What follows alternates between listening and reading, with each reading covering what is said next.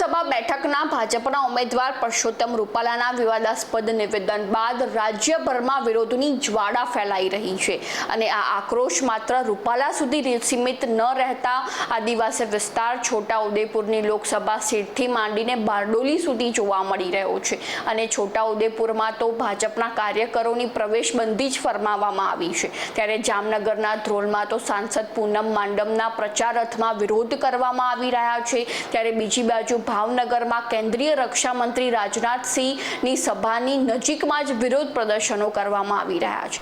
નમસ્કાર, ગુજરાત જો ટીવીની સાથે હું છું મેક્ષુરા। રૂપાલા ક્ષત્રિય વિવાદે સમગ્ર ગુજરાતની તાસીર જ બદલી નાખી છે, જેમાં રૂપાલાએ 2 વાર માફી માંગી છતાં પણ ક્ષત્રિય સમાજ ઉમેદવાર બદલવા માટે અક્કડ દેખાઈ રહ્યો છે। ત્યારે બીજી બાજુ ભાજપ પણ ઉમેદવાર નહીં બદલવા માટે મક્કમ દેખાઈ રહ્યો છે।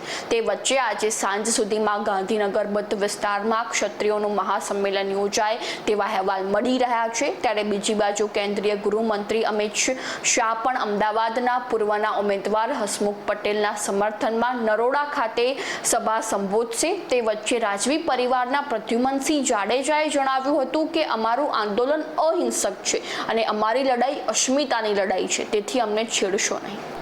નોંધનીય છે કે હજુ પણ ભાજપને આશા છે વડાપ્રધાન નરેન્દ્ર મોદીના ગુજરાત આગમનની અને હવે તેઓ જ એક આ વિવાદનું સચોટ સમાધાન લાવી શકે છે અને નારાજ મતદારોને ભાજપ તરફી મતદાન કરવા માટે પ્રેરિત કરી શકે છે।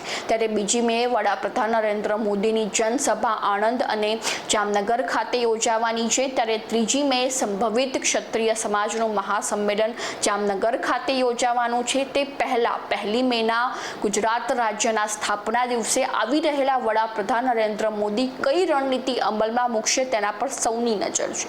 તો આવી જ નવી માહિતીને જાણવા માટે ફોલો કરો જો ટીવી મેક્ષુરા।